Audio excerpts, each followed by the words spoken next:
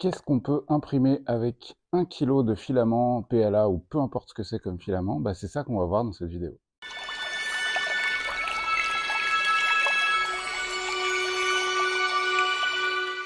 Je m'appelle Aaron de la chaîne Esquisse Miniature, bienvenue. Et vous avez été très nombreux à me demander depuis pas mal de temps déjà, et j'avais jamais fait de vidéo sur le sujet.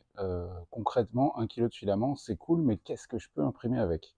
Du coup, c'est ce qu'on va voir dans cette vidéo, et on va illustrer ça le plus simplement du monde, à savoir avec une bobine de filament, qu'est-ce que j'ai imprimé, ça donne ça. Je vais rentrer un petit peu plus dans le détail de concrètement les paramètres que j'ai dû utiliser pour imprimer tout ça avec seulement 1 kg de filament, hein, c'est vraiment une bobine. Je tiens à préciser que cette vidéo n'est absolument pas sponsorisée par qui que ce soit, c'est du filament que j'ai imprimé, que j'ai acheté, pardon, que j'ai acheté. Là, en l'occurrence, vous allez voir que celui-ci, c'est de la marque Gitech, et c'est du filament Silk. Je vous invite à aller voir, d'ailleurs, j'ai fait une vidéo sur tous les types de filaments qu'il existe. Alors, elle est peut-être pas trop à jour, mais si, je crois que dans l'ensemble, elle tient encore un petit peu. J'en referai une dans quelques temps. C'est du filament silk, donc type soie. C'est pour ça qu'il a ce côté un petit peu brillant. Donc, 1 kg de filament en 1,75 mm. C'est la norme la plus majoritairement utilisée aujourd'hui pour nos imprimantes 3D. 1,75, c'est le diamètre du filament. Il y a toujours une espèce de petite tolérance à avoir, mais ça va surtout être lié à la qualité du PLA que vous allez acheter. Je vais utiliser beaucoup le terme PLA, mais c'est valable pour toutes les matières, hein. PET, PETG, ABS, et je ne sais quoi d'autre, c'est valable vraiment pour tous les types de matières. 1 kg aujourd'hui, en 2024, ça vaut à peu près allez, entre 15 et 30 euros. Voilà, je prends une grande louche, une grande cuillère, parce que vous pouvez trouver de tous les prix. En vrai, c'est même possible de trouver à 10 balles le kilo, si vous commandez ça par 10, 15, 20, 50 kilos, etc. Mais bon, pour l'utilisateur amateur ou même passionné, en règle générale, c'est rare qu'on commande 50 kilos de filament. Donc en réalité, on est plus entre 15 et 30 euros. Et globalement, le prix où moi, j'ai jamais trop d'hésitation, c'est quand je suis à 20, 25 euros. Entre 20 et 25 euros, j'estime que c'est le prix du PLA actuellement sur le marché, qui soit de type PLA standard, mat, ABS-like, etc., ou silk ou autre. Il arrive de manière exceptionnelle que je mette 30, 35, 40 euros dans un filament, mais ça va être des filaments plus techniques. Par exemple, les filaments bois, qui ont tendance à coûter quand même bien plus cher que les filaments PLA standard. Attention, au filament bois, hein, c'est du PLA dans lequel il y a un pourcentage de bois qui va donner l'odeur, la texture, etc. Mais c'est pas du bois, hein, que ce soit clair. Donc il m'arrive de temps en temps de mettre un petit peu plus cher, ou dans des filaments, vous savez, qui changent de couleur en fonction de la chaleur, par exemple, ou même ceux qui changent simplement de couleur en fonction de là où vous en êtes sur la bobine, les effets pétrole, les effets essence, etc. Mais c'est rare, c'est rare. Voilà, globalement, moi je suis plutôt sur du filament standard, et j'ai tendance à aimer peindre aussi ce que je fais. Donc filament PLA 1,75, une bobine, ça ressemble à ça, mais ça vous le savez. C'est embêtant, j'allais dire des termes beaucoup moins acceptables, mais c'est très embêtant de ne pas avoir un système de recyclage, ou en tout cas, ou même de consigne chez tous les fabricants. Moi, j'apprécie beaucoup, et vous le savez, la marque Bamboo Lab, qui permet par exemple de réutiliser ces bobines vides, puisqu'elles se déclipsent, elles sont faites pour, et puis d'acheter uniquement du refill. Donc en fait, uniquement le filament, vous allez déclipser votre bobine, vous remettez le filament à l'intérieur et vous remettez ça dessus. Ça, c'est une vraie problématique, hein. Je suis même étonné d'ailleurs d'en avoir vu, alors que j'habite en pleine campagne. De temps en temps, je vais à la déchetterie, et ces trucs-là, je les mets à la déchetterie, quand j'en ai plusieurs, quoi. Et j'ai même été étonné d'en voir qui n'étaient pas à moi. Ça veut dire que même à la campagne, il y a d'autres gars qui impriment en 3D et qui ne savent pas comment faire. Il y a beaucoup de ces bobines qui sont faites aujourd'hui en carton. Pourquoi pas? C'est dommage, encore une fois, parce que ça fait du déchet carton qui va cramer, etc. Il y en a qui disent que c'est plus éco-responsable, je sais pas quoi, je sais pas. Franchement, si on recyclait ça et qu'on le réutilisait, ce serait de très loin le plus pertinent, quoi. Mais bref, là, c'est pas le sujet. Revenons à la quantité de PLA qu'on peut imprimer avec 1 kg, et ben ça donne ça. Ça donne ça. Donc, j'ai pris volontairement des fichiers 3D qui n'ont pas de support. Ça, c'est extrêmement important pour qu'il n'y ait pas de perte, tout simplement. Donc, c'est des fichiers 3D que j'ai imprimés en direct, comme ça, sur le plateau, sans aucun support. Donc, j'ai 3 petites chouettes qui sont plutôt cool, en PLA doré. J'ai 3 gros plateaux tête de mort. Donc, je les trouve trop cool. Ça va venir décorer la taverne où je fais cette vidéo parce qu'en ce moment, on n'a pas un super beau temps et je ne pouvais pas faire ça dehors. Donc, j'ai 3 grands plateaux. Ils sont grands, hein. Je les ai imprimés plus grands. Je crois que je les ai imprimés à 200% de leur taille normale. Je vais vous mettre les liens, hein, des fichiers 3D. Et j'ai 2 têtes de mort. Ouais, je suis bien dans le délire, mais c'est pour un projet associatif. Et j'ai 2 têtes de mort comme ça, qui sont des têtes murales, qu'on peut donc accrocher au mur, hein, tout simplement. On pourrait même rajouter un peu de peinture, c'est d'ailleurs ce que je vais faire sur certains trucs. Et j'ai les 2 petites pins d'attache qui s'accrochent au mur derrière. Donc j'en ai 2 comme ça. Voilà, là, concrètement, vous avez 1 kg de PLA, donc une bobine, il n'y a pas plus, hein. Vraiment, je plaisante pas, il n'y a pas plus. C'est 1 kg de PLA qui a été imprimé avec c'est donc 6, 7, 8 objets. Venons-en maintenant un peu plus à la technique, c'est-à-dire le moment où on va faire les réglages sur son slicer. Il faut savoir que vous pouvez économiser énormément de PLA. Déjà de 1, en ayant des fichiers qui ne nécessitent aucun support. Ça, je l'ai déjà dit, mais c'est vraiment important. Le support, c'est de la matière perdue. À part si vous avez une déchiqueteuse et puis une fileuse derrière pour refaire du filament, ce qui est très rare aujourd'hui, c'est du filament perdu. Donc, essayez au maximum de trouver des fichiers qui ne nécessitent pas de support. Après, parfois, c'est indispensable, hein, je le comprends à 100%, mais c'est quand même mieux quand il n'y en a pas. Sur cela, il n'y en avait absolument aucun. Ensuite, il y a une autre manière de gagner beaucoup en quantité de PLA, c'est la densité de remplissage. J'en ai déjà parlé dans pas mal de vidéos, mais sachez que vous pouvez quasiment diminuer le poids d'un objet en diminuant la quantité de remplissage. Divisé par 2, par exemple. La densité de remplissage, c'est quoi? C'est l'espèce de grillage ou nid d'abeille, ou ce genre de choses qui ira à l'intérieur de votre objet. Il faut savoir qu'un objet, quand il est imprimé en 3D, il est composé très grossièrement de 2 étapes majeures, à savoir les walls, donc les murs, toutes les parties extérieures qui seront lisses sur l'extérieur, qui vont composer les détails de votre objet, et la densité de remplissage, donc le infill density, c'est le grillage qui est à l'intérieur. C'est tout l'intérêt de l'impression 3D, c'est que vous n'avez pas des objets qui sont pleins. Ils sont absolument pas pleins, c'est vraiment à l'intérieur une espèce de nid d'abeille. En diminuant considérablement la densité de remplissage, vous pouvez faire une économie de matière vraiment importante. Par exemple, sur cet objet, je vais essayer de m'avancer un petit peu pour que vous le voyez un petit peu mieux. Sur cet objet-là, donc c'est le bol, vous voyez, on a quand même du détail. On a quand même du détail sur le pourtour, mais j'avais pas besoin de 15% de densité de remplissage. Il faut savoir que la plupart des slicers sont aujourd'hui en réglage par défaut, sont à 15% de densité de remplissage. Ça veut dire qu'à l'intérieur, entre les walls, il y a 15% de matière. Donc il y a 85% de vide. Cette densité de remplissage, elle permet aussi énormément d'avoir des supports pour les walls. Je vais venir un petit peu plus en détail.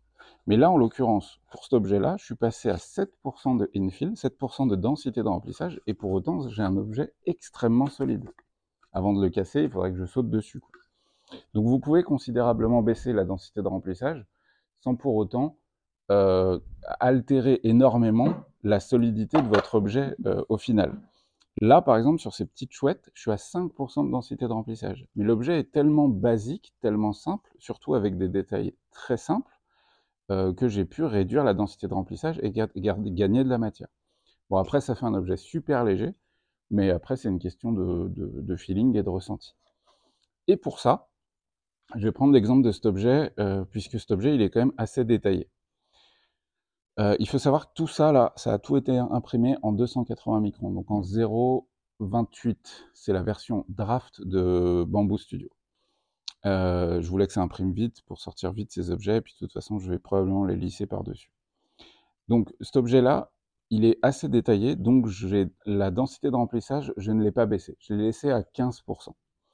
Pourquoi? Parce que votre grille à l'intérieur, donc que ce soit nid d'abeille, gyroïdal ou cubique ou ce genre de choses, la densité de remplissage à l'intérieur, elle sert de support à vos walls. Je pense que ça, vous l'aviez tous compris, mais je préfère repréciser cet aspect-là.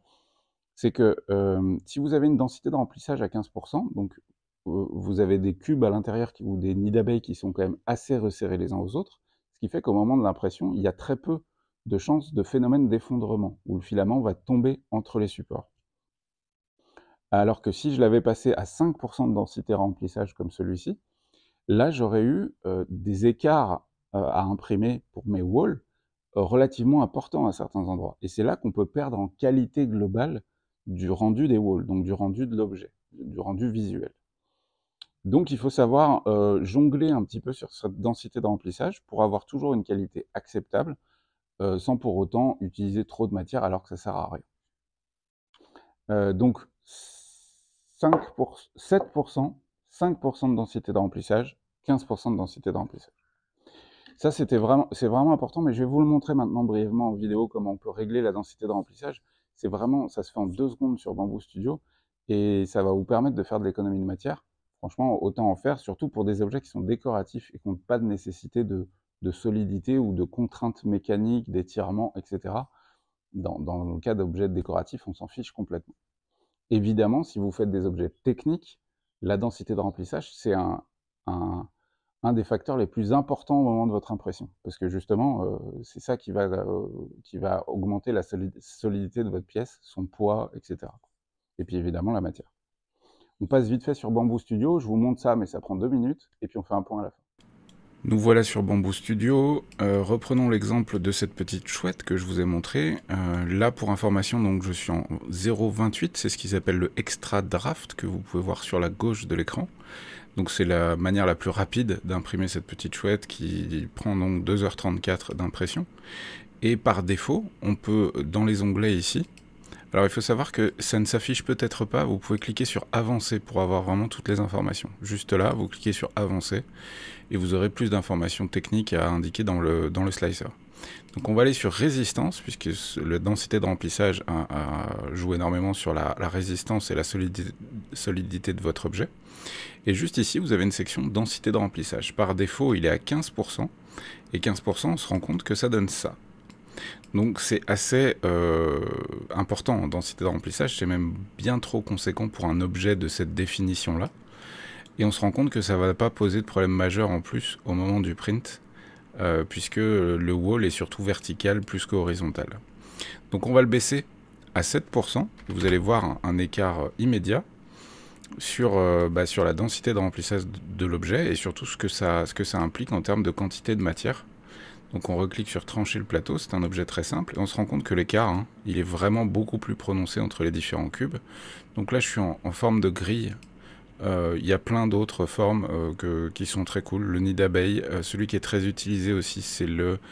que je vous dise pas de bêtises, gyroïde, voilà. Le gyroïde est aussi beaucoup utilisé. Et il fonctionne aussi très très bien. Il augmente pas la durée de print, il a même tendance à plutôt la diminuer.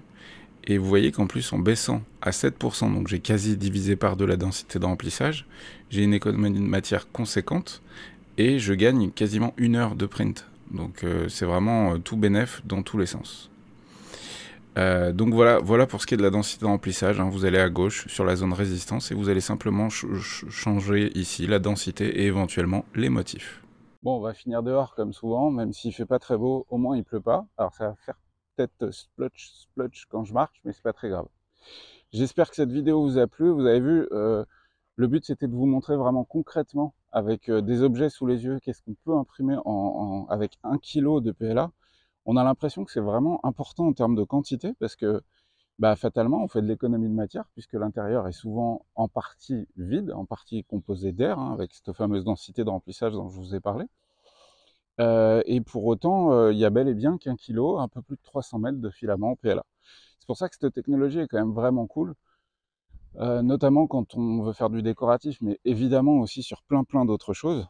C'est parce qu'on peut travailler son objet aussi bien à l'intérieur qu'à l'extérieur, sur toutes les propriétés techniques qui nous intéressent concrètement. C'est-à-dire que ce plat-là, le plat avec les crânes que je vous ai montré au début, Si j'avais voulu que ce soit en fait quelque chose de très très solide, bah, je peux utiliser absolument le même fichier 3D et pour autant augmenter la densité de remplissage de manière vraiment conséquente pour avoir un truc beaucoup plus lourd, beaucoup plus massif sur lequel je vais pouvoir monter par exemple. Mais pour ça, il aurait fallu que je monte à 50, 60, 60% de densité de remplissage. Je vais revenir sur cette densité de remplissage. Si jamais, moi, des tests que j'ai fait quelques tests à 100%. Euh, ouais, bon, pourquoi pas. Je vois pas trop l'intérêt. Si vous voulez quelque chose d'ultra solide, moi je me suis arrêté à 80%, et à 80% c'est abusif. C'est vraiment trop costaud. C'est incassable, c'est vraiment très très balèze. Et du coup, voilà. Après, parmi vous, n'hésitez pas à partager tout ça. Évidemment, pour des objets qui ont des contraintes techniques, il va falloir peut-être du 100%, bien que je ne suis pas sûr que ce soit vraiment nécessaire. Mais encore une fois, ça dépend de l'objet qu'on fait. Je vous ai mis les liens en description des différents filaments que moi j'utilise au quotidien. Ce n'est pas sponsorisé, je n'ai pas été payé pour dire ce genre de choses. C'est les filaments vraiment que j'utilise et que j'achète pour le boulot ou pour le plaisir.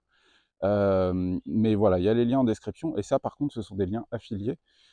Donc voilà, petite chose que je dois préciser. Je ferai probablement bientôt une autre vidéo sur le même sujet, mais qui va concerner la résine. Avec 1 litre de résine, qu'est-ce qu'on peut imprimer? Et du coup, vous allez voir que c'est assez bluffant, qu'on peut se faire 2, 3 armées pour du wargame avec 1 seul litre de résine. Voilà, encore une fois, ça dépend de l'échelle, etc. Mais ça, ce sera un autre sujet. Je vous souhaite bonne peinture, bon jeu, bon print, bon plein de trucs, et on se retrouve très vite pour des nouvelles vidéos. Ciao, ciao!